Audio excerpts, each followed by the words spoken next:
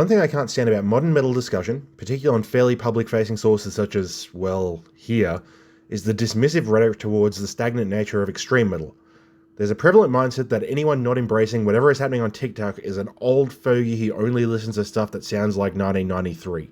This annoys me because looking at an inherently underground niche and dismissing anything that isn't one of the 11 bands in the entire history of the genre to fluke getting some wider attention is counterproductive.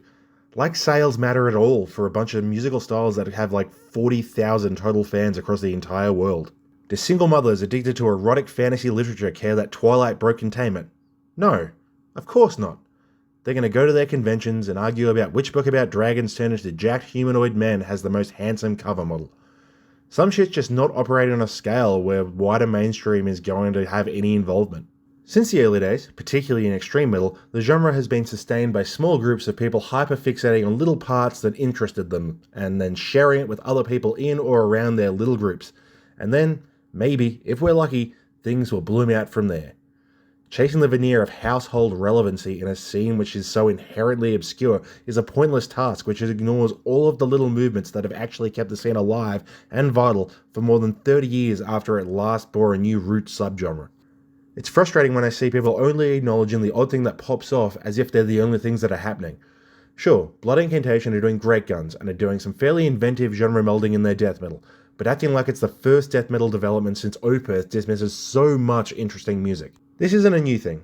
I remember Sam Dunn basically saying that death metal was Florida and Sweden, and then it ran out of ideas until Gojira happened like 15 years ago in his crappy VH1 show. It's just an annoying trait of surface level metal discussion. These are the types of people that complain about gatekeeping, but also like to pretend like there's nothing happening on the other side of the gate. This long, meaningless ramble is because I want to talk about some of the most exciting little booms happening in metal over the last few years, and more specifically, a label that gave it a home and boosted it to an audience of dozens of weird internet perverts. Brutal Death is a subgenre which has copped a particularly raw deal in this regard.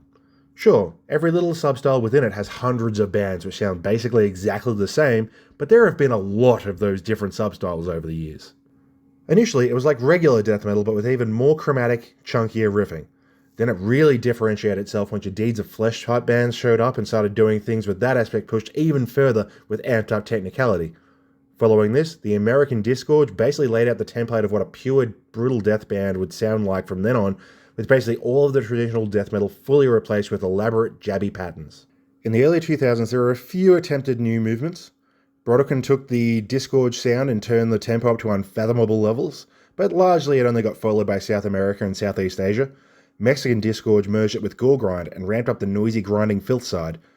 Enmity unshackled the genre from general concepts of musical composition and made some kind of death metal version of gore noise. The two from this period that really took off were Brutal Tech Death, which caught on with the mid-2000s tech death note-counting audience, and Slam, which made an entire genre out of one suffocation riff and shockingly made it the longest-lived and well-stocked sub-genre of the entire thing despite it being so willfully dumb and limited. Beyond this, there were some slightly less distinct or widespread tiny sub-levels to some of these. To name but a few, your Unique Leader type stuff led into some spacey and more robotic things. Defeated Sanity blew up, introducing some high-minded jazziness to the routine, but they were so far ahead of the curve technically that proper follow-ups would take a while. Similarly, Ulcerate's dissonant direction would also take many years to get suitably skilled followers, but few of those kept the brutal death aspects of the Kiwi sound by the time that level of skill was attained by anybody else. It's at this point that our video subject finally shows up.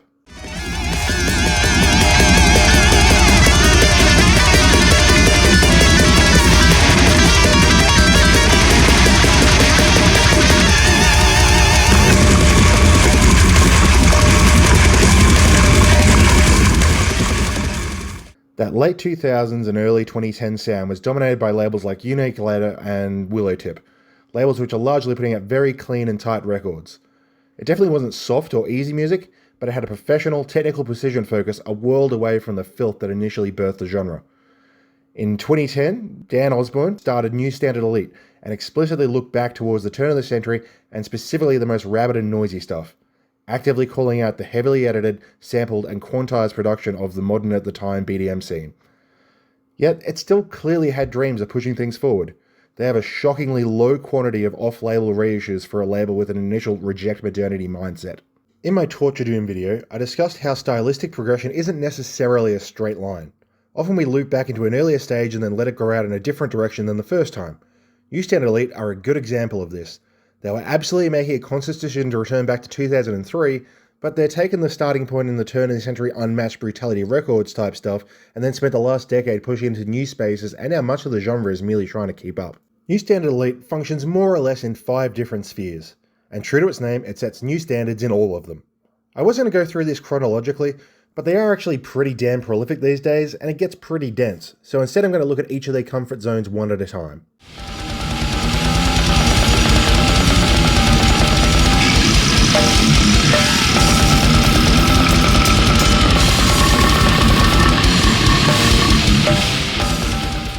Up front, I want to start with what is likely the most recognisable, yet possibly the least successful branch of their output, a little niche I like to call Slamdequins. Back in the early 2000s, a Texan band called Brodequin, backed up by bands like Liturgy and Cineary to name just a couple, dropped a flurry of relentlessly fast, ultra-brutal death metal. This stuff was quite single-minded in its ideas, and pushed the boundaries of just how high-tempo blasting and the associated chunky riffing could get. It's extremely fast almost all the time, and it's basically just a storm of guitar noise and pingy, sharp snare hits in an overwhelming form as much as possible. New Standard Elite is a big flag bearer in the struggle to keep that idea going. The NSC flavour tends to swap out the mid-pace groove bass for outright slams for the tempo drops, thus my exceptionally clever naming. But with these bands, the major selling point is the insane pingy snares blasting away, gurgling, clicking or purring vocals, and raw, barely comprehensible, muddy guitar sounds. This stuff makes up a solid quarter of the label's roster. With that trademark dry guitar and hollow paint can snare sound, it is generally very easy to identify an album in this camp as being an NSC band, or at least inspired by them. In this style, I'd strongly recommend Embodied Torment for having a shockingly diverse scope held together with this stuff instead of just ramming it home, as it strings along passages of techie, old school, dissonant, all grooving together via a consistent connective tissue of ultraviolence. Insalubrity also cover every style of NSC core, including this one, so offer a similar high-end dynamic for the approach, but in a less structured manner. Carnal utilize tech death intrusions for some stylistic variety while never needing to change the dynamics. On the other hand, I'd recommend Dissevered, Submerge, Urge, and Abhorrently for, ironically enough, just ramming it home and going full speed all the time and not letting anything stop them. Abhorrently also have crazy inhuman vocal noises, so they're not pure by the book's Brodequin abuse, but generally these ones are just crazy fast. Aside from mixing some other styles into the brew, the other main change-ups here are production quirks. Putrescent Seepage have an extra muddy sound as opposed to a lot of the more to-the-throat approaches in the style. Insistment get extra noisy with it with Bursts of Chaos, which would fit into a later category. Beelzebub's Famine ironically revolves around a ping snare which sounds like ringing a dinner bell. Infectology snare is so pingy and hollow that it stands out even amongst this crowd. Contorted Mind have a terrible, thrash demo production, and it somehow works. Additionally, Misham like the letter E. Oddly enough, there actually wasn't a massive amount of this back in the early days, the earliest real hit of this being Delusional Parasitosis in 2024, an album which was still largely slam, but the fast stuff did move up into the Brodequin ballpark of extremity. Instead, the other half of this category filled in the early days of the label, the exactly what it says on the tin, Disgorge core. Back at the turn of the century, American Disgorge was one of the, if not the core band for breaking brutal death's change to old fogey death metal.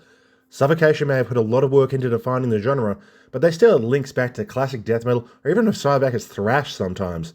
Disgorge cut all that out, leading something that is purely brutal death. They're entirely complex, chunky grooves alternating rapidly with down-picked blast sections, with gurgling vocals and a sound that simply wouldn't have had a home in 1994. Other than maybe Devourment, they have a solid claim to be the single biggest pillar in creating the rules in which brutal death follows to this day. They are the template of what brutal death sounds like after the 90s. That riffing style and vocal approach is ubiquitous. And that's kind of why I don't really love them. They're the baseline. They're the launching point. By being the template, that means we've had decades of bands taking what they were doing and expanding on it. Indeed, Brodequin themselves could be described as Disgorge, but twice as fast. That's why I have this category merged after all. As such, doing pure aping of Disgorge or trying to one-up them is absolutely very true and will earn you some genre die-hard cred. You're doing the core with none of that superfluous stuff getting in the way. If you're going to try and reboot the genre, they're a good place to come back to and launch from. On the other hand, it is inherently limiting yourself to a toolset which exists within all these other directions that aren't as narrow, and it always feels a bit too basic for me. I can get everything Disgorge offers in packages with additional appeals, so I can feel a little bland without those extra flourishes. It's unspiced boiled chicken. Dan obviously doesn't agree with me, and he has quite a few bands hitting the same general idea. Their very first release, Ossification's self-titled EP, is already in this mold. It's not exactly mind-blowing when heard today, but when it's set against the backdrop of Hour of Penance, Pathology, Aborted, and Flesh God Apocalypse, this more carefully paced, snaking brutality and slams produced with a defeated Sanity-esque dryness is at the very least distinct and hardcore, if not outstanding.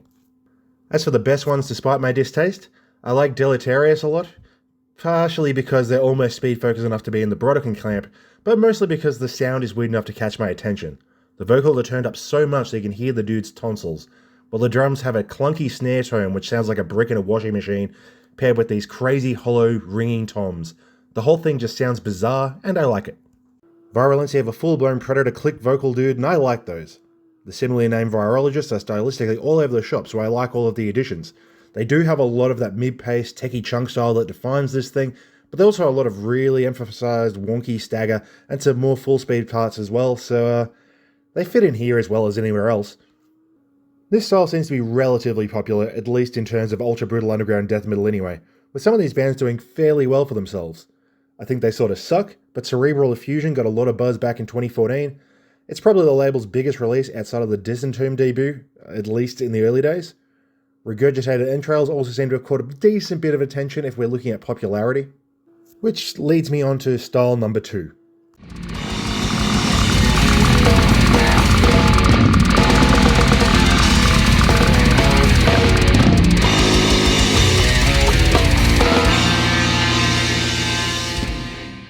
Our second category is the polar opposite of the first one. If the Slanderkin stuff is instantly recognizable as NSE core and probably not particularly financially rewarding, this batch is always a surprise to see linked to the label, and it's probably a major part of them keeping the lights on. As I mentioned just before, Disentomb are really the first one to cross over into the wider death metal listening community, and it is indeed where I first encountered the label back in the day. They're a very everything band. Lots of technicality, lots of slams and grooves, even some more traditional death metal parts. Later on, they'd add in some dissonant stuff. They do everything, and they do it all extremely well. They ended up on Unique Leader, which makes sense, given they weren't really doing anything different to the types of bands that were on that label. They were just better, meaner, and heavier than them. Misery was followed up by the Iniquitous Deeds debut the following year. While Disentomb was still one of the most brutal bands going around despite all the skill, hooks, and technicality, Iniquitous Deeds was straight up not very extreme. Instead, they're dizzyingly complex and have decent melodic sensibility to go with it. They don't sound like what the label does at all, but I think they're utterly wonderful. This category is a bit of a collection bin with not much actual consistency among them. They're just things that I think aren't top-end brutality and are accessible to a wider death metal community. Generally, this stuff leaves me a little sad that we're missing out on the deranged filth that the label drew me in with, but they do absolutely pick really good normal bands when they want them. Also, they don't compromise on the production mindset, which means even the most slickly modernized band is going to stand out with some better sounding drums and more natural guitar tones. I do think those Disentomb and Iniquitous Deeds albums are comfortably the best stuff the label has done in this category, but there is a lot of good stuff to go with it. The tech-forward approach is a pretty common recurring idea. Repugnance only have a 5-minute demo, but it's basically if you took the Brodequin hyperspeed approach and then added blazing guitar hero solos over the top the whole time, and it's just so much. Indecent Excision have a new metally fat bouncy bass to go along with their mix of tech and wonky groove. Unbirth are extremely 2012 unique leadery, and they'd sit in just fine next to Hour of Penance. But they have a pretty grounded production, so it's neat to hear this tech robot stuff recorded sensibly. Outside of the tech space, a number of bands feel like nostalgic throwbacks to prior scenes over the years. Visceral play that modernized as of 2008 Suffocation style well.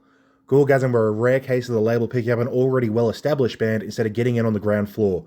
And indeed, they sound like a band that was putting out semi-popular stuff in 2003.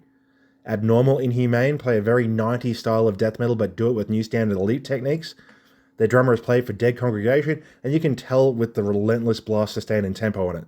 And the dirty, muted production is a great fit for it. Volnus have a bunch of deicide in their sound, and Invericund are a pretty cool one which brings back the groovy influences of Exhumed while keeping the hyperblasting in play. Beyond that, this group is just bands that aren't as scary as their usual output. Malista Divinity have managed to cross over with the outside world a little and are a good face to put forward. They're basically category 1 but not as ugly, overwhelming, or as off-putting. Disperse do like moody slam. Like, it's still definitely slam, but it's somehow weirdly sad and haunting instead of meathead smashing. I like how Dark Hole Slaves excel at frequent acceleration and groove gear shifting for a dynamic fun time. Emasculator are whatever the opposite of baby metal is, and Desecrated Ubiquity have a jackhammering core with an atypically portally vocal delivery, with a bunch of techie licks breaking through as well.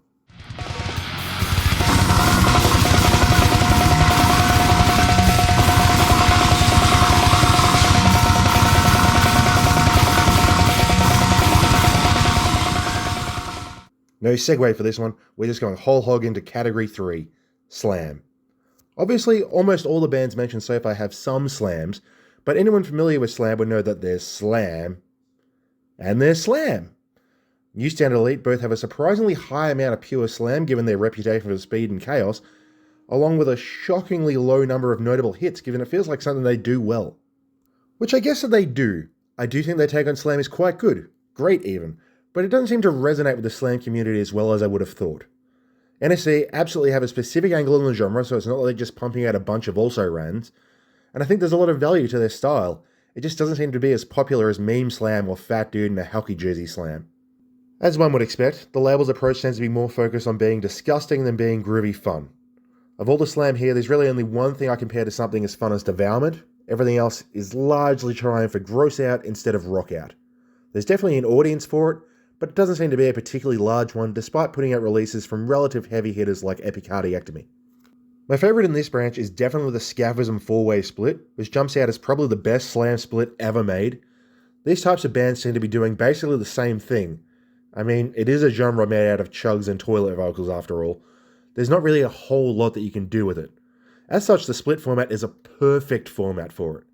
You get 4 bands doing basically the same thing as hard as they possibly can, but each one has different vocals and productions, so it manages to keep changing despite the bands themselves not doing that. Epicardiectomy definitely hadn't lost any of their cephalotrypsy worshipping credentials when they showed up with their 2017 album, which is indeed supremely brain dead and stompy. Lithopedia only got out a short EP before disappearing, but it's probably the catchiest thing on the whole label. There's a whole lot of devourment to it, and it utilises swinging drum rhythms a lot to make for quite a jaunty and fun time. Infertile Surrogacy alternates between disgorgecore and knuckle-dragging slam sessions in fairly evenly sized slabs, so it can be a little hard to place, but I think it fits here more than anywhere else. Hymenotomy basically come across as meme slam, which they probably are. I mean, the album is called Some Necrophiles Having Sex with Naked Autopsied Bodies in the Morgue, for Christ's sake, but it's actually really good. The fast stuff shows up the chops and raw speed really well, while the nasty production helps the slam feel sick and grimy instead of too much of a stompy dance number, as one expects from meme slam. On the topic of meme slam, which has no business being so good, the delightfully titled Scat Orgy is the label's earliest representative of our next segment. While it looks silly as hell, and is called Scat Orgy is on a whole different level in terms of being disgusting and brutal than everyone else in 2013 slam. The slams themselves aren't particularly insane, but the fast stuff is so completely incomprehensible that it functions as a flawless segue into...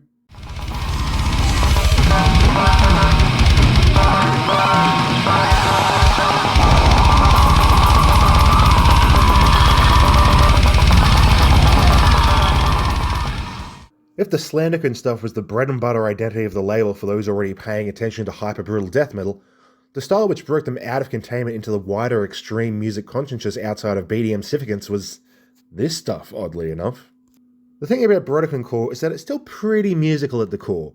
Sure, it's faster than it has any right to be, and the relentless violence does make it a pretty overwhelming experience for the uninitiated, but it is still pretty recognizable as music.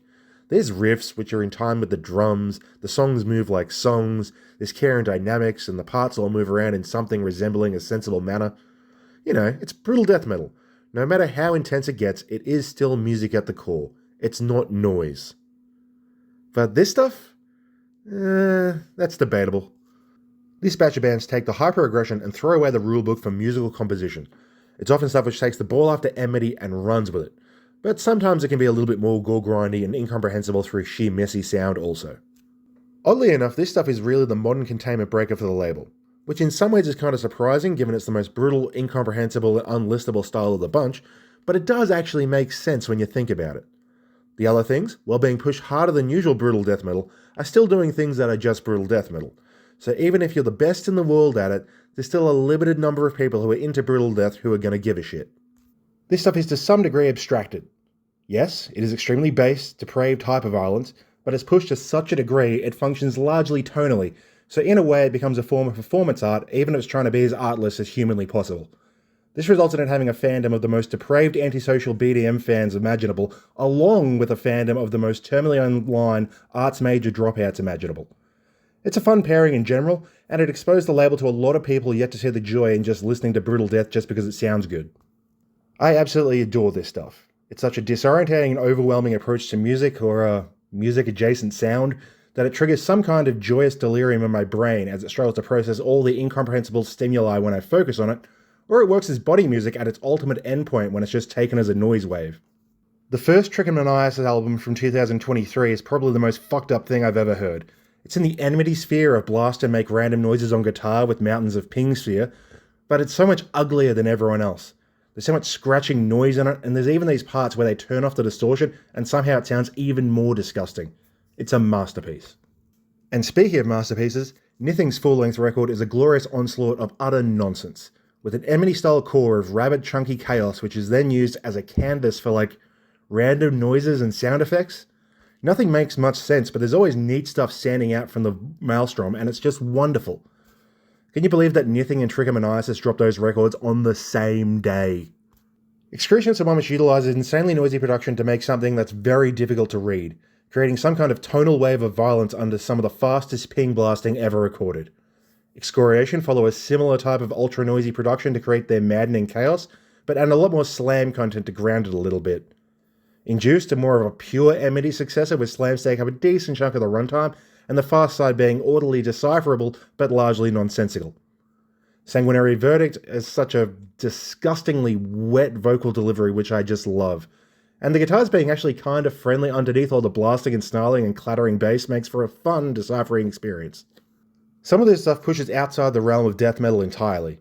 The Asian pathological vomit gore primacy split is a rare shift away from brutal death, instead offering a quadrilogy of gore noise acts, which works similar to the four-way slam split in that it allows all the bands to do more or less the same thing, in this case, rip off Last Days of Humanity, but then the release gains variety from the specific tones and vocals of each group. Dysmia are also in the gore noise ballpark, but with more dynamics and some brutal death riffs. Mileage may vary if you think that's an improvement or a compromise.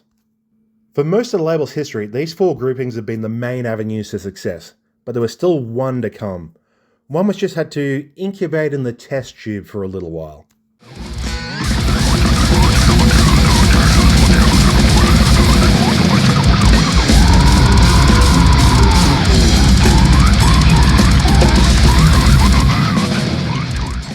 Nikhil Talwalkar is the test tube baby for brutal tech death. A technically blessed small child who was somehow raised to fucking love ultra brutal death metal of the most technical extremes. He's now at the ripe old age of 20 now, so he's losing some of his cute little scamp cred, but he's basically brutal death child Jesus. Imagine you're 18 years old. You're already one of the most talented musicians in the world. You're at a prestigious music school. You can do literally anything you want. You can be anything. And you choose to play for fucking Infibulated. This guy's good enough to do anything he likes, and he chose to be in or play live for 9 bands on New Standard Elite's roster. What did we do to deserve this bounty? Anal Stab Wound is definitely his main act, a name certainly selected by a 13-year-old which doesn't really sell how good they are. Well, I say they, because it's a solo project with a live lineup of a child who can play Defeated Sanity.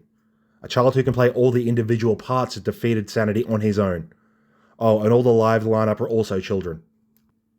He also took over the bass and vocals on the Theurgy full-length, a brutal death take on the popular space tech prog death thing, with again his bass work taking center stage.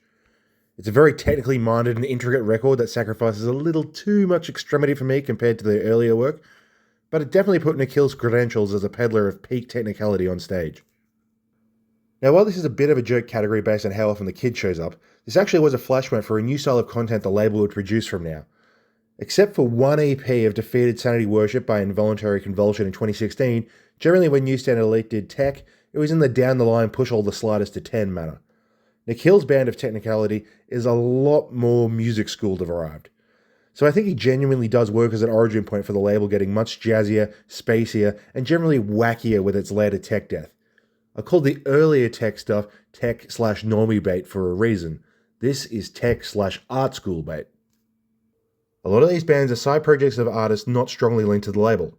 Obviously, the aforementioned Cool and Jazzy Involuntary Convulsion was a side project of a Disentomb guy, but Paroxysm Unit are a pairing of Colin Marston and Pazzy Asmay's bassist to make some weird ultra-tech jazz thing, which is like if Ensign Athrak tried to make something accessible.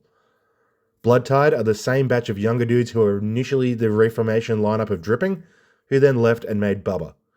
With Bloodtide, it's clearly their attempt to do the anal stab wound thing, and they're pretty damn good at it, albeit not quite at the same level. The other side of the Nikhil coin is of course his age, and since his insane youth caught a lot of eyes, they've also been keen to jump on a lot of bands which are driven by being insanely young. Which, isn't really a stylistic thing, but it is an effective marketing move when the kids they find are this advanced. Only one member of Sacrificial has an age up on Metal Archives, and he's a mere 17, and none of the other members look any older. Anatomize aren't trying to go along with them on the technicality front, but they sure are children. So, that's what the label has made a name for itself with over the years. As per my extremely long and rambly intro, I appreciate the label for finding ways to take what is in theory just blast beats, gurgling, and excessive distortion and take it in so many different ways, and push the boundaries of what you can do with that framework without just bolting it onto other genres. No, we're not getting new instruments or genres out of it, but they have been the home for several exciting new developments in extreme metal for over a decade now. While the main point of this video is just to gush and simp, I do have some concerns about the future. Dan sold the label right before 2024, and Ryan Baker seems to have a little more desire to expand the label. They have a lot more bands on the roster now, and their stylistic bounds are a little bit wider. The increase of Nikhil type hypertech is still really cool, and the old guard of bands haven't left, so it hasn't really cost us anything in violence adoration either, but it feels like there's been less curation in recent years. The standard isn't bad, but there are a lot more normal tier bands on the roster than there were between 2016 and 2023, where almost every band was pushing some boundary or another. They grabbed a straight up maggot stomp band in Nuclear Remains, which just feels gross. Hopefully it's just a one-off attempt at keeping the lights on and not a patient zero for that tumor of a niche getting in the way of everything, but generally the issue is less that kind of desperate trend chasing, and more that a lot of these newer acts in existing wheelhouses just aren't that special. Limbless, Flesh Mangled, Guillotined, Impalement, Disincarnage, and Scourging just clearly aren't as good at their various niches as the older bands. Some other things, like Lubricant, are clearly just outwardly bad. Like, they're so plainly shitty that it's concerning that the label signed them. Maybe they appreciated the uniqueness, but it does make concern they're just flinging shit at walls a little bit as opposed to the confident curation that Dan was able to assert. That's not to say I'm predicting the fall of the label or anything. There are plenty of newer bands that I have a lot of hope for, and the older bands are still around, even if they tend to just drop one album and then go silent forever. It's just that the standard is not seemingly consistently elite as it once had been. As for some of the current crop of bands that I've got my eye on that I've really enjoyed, Disvile seem like they'll fit in next to Ecchymosis or Insalubrity without any trouble. Intestinal Sodomy are doing a slammy Disgorge thing that I'm not super into, but they have a lot of Cryptopsy riffs, so I'm curious to see how that plays out over a full length. Abhorrently put out what might actually be like a top 10 release for the whole label just last year. Torso Fuck's NSA demo sounds too terrible to actually be any good, but with how good their 2023 comeback was, I still have hope. Imperious Mortality are doing something more accessible which would cross over fairly well while still being complex enough to still land with the more hardcore folks. Mizuku is doing some pretty noisy, Putridity-esque stuff, which I'm pretty keen to hear more of. Scasm's mix of almost grindy hyperspeed gurgle noise and full-blown caveman mosh trugs is very satisfying. Splitting take the awesome necrotic infibulation vocalist and put him in a much better slam band. Shivering is the return of Inveracity, and there's still the best one-to-one clones of Suffocation going around if you're after that. So, I guess this video didn't really have a central thesis, so it's kind of hard to make a neat little outro for it. Reformatting it away from being a linear history video makes it even harder since there's no endpoint to close it off neatly on. The long and short of it is that the label has good bands, and has always had good bands, and I like them. I just wanted to gush about New Standard Elite for a bit. That's it. See ya. I've done that now.